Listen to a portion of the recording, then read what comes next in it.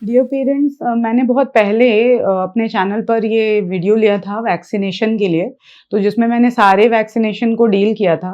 अभी कई बार पेरेंट्स की ये क्वेरी होती है कि जो वैक्सीनेशन शेड्यूल है वो आईएपी मतलब जो हम Indian academy of paediatrics recommend करती है वो, और जो गवर्नमेंट का यूनिवर्सल इम्यूनाइजेशन शेड्यूल है वो, उसमें कुछ अंतर हैं और कुछ तो डिफरेंस है कि 6 महीने से 12 महीने तक में क्या वैक्सीन्स लगनी हैं या फिर 1 साल से 2 साल में क्या वैक्सीन लगनी है।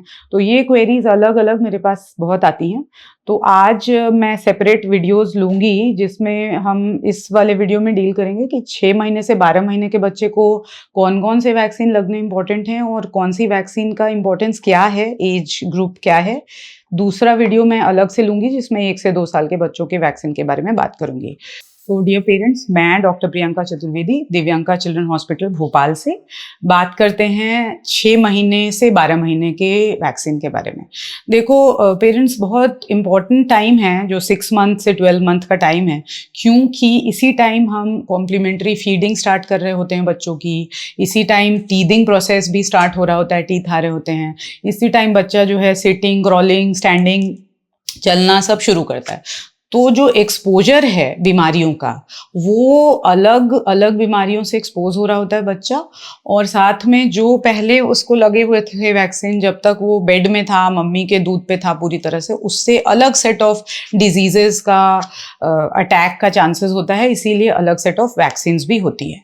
तो सबसे पहला वैक्सीन जो मैं डील करूंगी वो है 6 मंथ पे हम लगाते हैं या हम रेकमेंड करते हैं, वो होता है फ्लू शॉट या इन्फ्लुएंजा वैक्सीन। ये वैक्सीन 6 मंथ पे और उसके 1 मंथ गैप के बाद 7 मंथ पे ये वैक्सीन लगाते हैं हम लोग।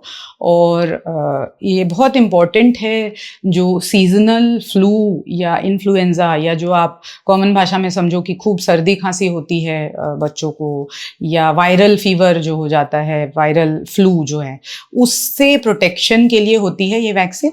और ये बहुत इम्पॉर्टेंट है पेरेंट्स वैक्सीन, कि हम बच्चों की जो इम्यूनिटी है टूवर्ड्स जो वायरल इलनेस, क्योंकि एंटीबायोटिक जो है वो कभी भी वायरल फ्लू का ट्रीटमेंट नहीं होता है, तो इसीलिए हम बोलते हैं कि भाई प्रिवेंशन इज़ बेटर, या कम से कम कर देता है ये जब ये वैक्सीन लगती है। तो यहीं पर एक कन्फ्यूजन आता है पेरेंट्स को कि जब भी वो उन्होंने यूनिवर्सल जो शेड्यूल गवर्नमेंट में कराया था, तो वहाँ पर उनको ये कहा गया था कि 3.5 मंथ के वैक्सीन के बाद अब आपको 9 महीने पे आना है। तो बीच में क्या हुआ पेरेंट्स कि ये 6 और 7 मंथ वाला वैक्सीन उनका स्किप हो जाता है या मिस हो जाता है, क्योंकि ये शेड्यूल में है नहीं, जो यूनिवर्सल शेड्यूल है उसमें। लेकिन ये इन्फॉर्मेशन इम्पॉर्टेंट है कि ये वैक्सीन अवेलेबल है, आईएपी रेकमेंडेड है, और लगाना बहुत इम्पॉर्टेंट है, ठीक है, सो दैट कि बच्चों को सर्दी खांसी जो बार बार होती है उससे बचाया जा सके, जो कॉमन कोल्ड जो हम बोलते हैं। तो पहला तो मैंने ये बताया। दूसरी वैक्सीन है जिसके बारे में हम बात करते हैं कि लगाना इम्पॉर्टेंट भी है, वो बीमारी क्या है, वो है टाइफॉइड। तो पेरेंट्स, मैंने टाइफॉइड पे एक वीडियो लिया था जिसमें मैंने आपको ये बताया था कि टाइफॉइड होता है खाने और पीने से, मतलब फीको ओरल रूट है। अभी बच्चा, उसको कॉम्प्लीमेंट्री फूड भी स्टार्ट कर दिया है, यहाँ वहाँ वो उसने चलना भी थोड़ा सा स्टार्ट कर दिया है, क्रॉल कर रहा था फिर चलने भी लग गया, चीज़ें उठा के मुंह में लेता है। तो बहुत पॉसिबल है कि उसको टाइफॉइड का जो बैक्टीरिया है उससे एक्सपोजर होगा और उसके कारण उसको टाइफॉइड हो सकता है। इसीलिए 6 मंथ ऑनवर्ड्स अभी रिकमेंडेशन ये है कि टाइफॉइड वैक्सीनेशन लगना चाहिए। 6 मंथ से लेकर के 10 मंथ के बीच में हम कभी भी एक शॉट टाइफॉइड कंजुगेट वैक्सीन का लगाते हैं। ये वैक्सीन भी आईएपी रिकमेंडेड है, लेकिन जो यूनिवर्सल शेड्यूल है इंडिया में उसमें रिकमेंडेड ये नहीं है, ठीक है। लेकिन हम लोग जो है बोलते हैं कि ये टाइफॉइड वैक्सीन लगवाना चाहिए। 6 मंथ से स्टार्ट करते हैं और यूजुअली हम लोग इसको 9 to 10 मंथ पे लगाते हैं। तो ये वैक्सीन प्रिवेंट क्या कर रहा है, टाइफॉइड डिजीज को, या एटलीस्ट जो टाइफॉइड की इंटेंसिटी है उसको बहुत हद तक ये कम कर देता है, और ये फिर जो कॉम्प्लिकेशंस है टाइफॉइड की वो सारी तो बहुत बहुत हद तक कम करता है। इवन जब कभी टाइफॉइड हो जाता है उसके बाद भी हम ये बोलते हैं कि जब बच्चा रिकवर कर जाता है तो ये हम टाइफॉइड वैक्सीन उसको कर दें, ताकि आगे चलकर उसको दोबारा से टाइफॉइड होने का या उसके कॉम्प्लिकेशन से बचा सकें। तो ये एक इम्पॉर्टेंट वैक्सीन हुई। अभी आते हैं 9 मंथ के वैक्सीन पे। ये जो 9 मंथ का वैक्सीन है ये दोनों आईएपी एज वेल एज की जो गवर्नमेंट वाला जो यूनिवर्सल शेड्यूल में रिकमेंडेड है, this is measles, mumps, rubella, ये तीनों बीमारियों के अगेंस्ट एक वैक्सीन है जो कंबाइन करके हम लोग, ये लाइव एटेन्यूएटेड वैक्सीन होता है जो फ्रीज ड्राई करके और फिर उसको डाइल्यूएंट के साथ मिला करके बनाते हैं और लगाते हैं बच्चे को।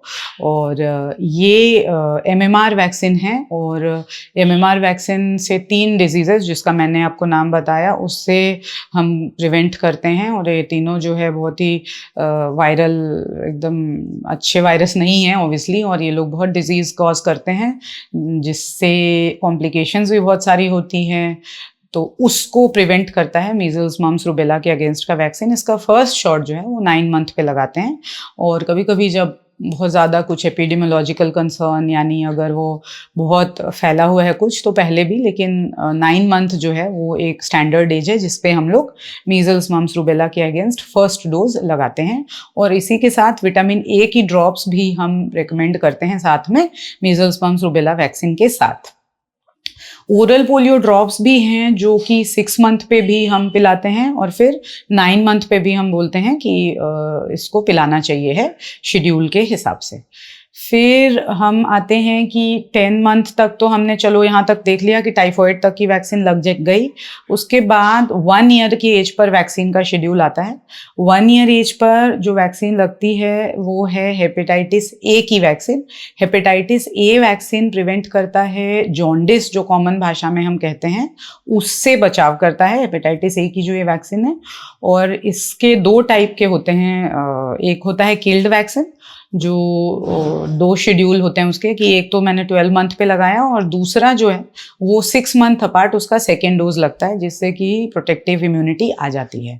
हेपेटाइटिस ए के लिए लाइव एटेन्यूएटेड वैक्सीन भी होता है जो भी कि लगा सकते हैं हम, उसकी भी एफिकेसी अच्छी है और वो भी 12 मंथ ऑफ एज पर लगता है।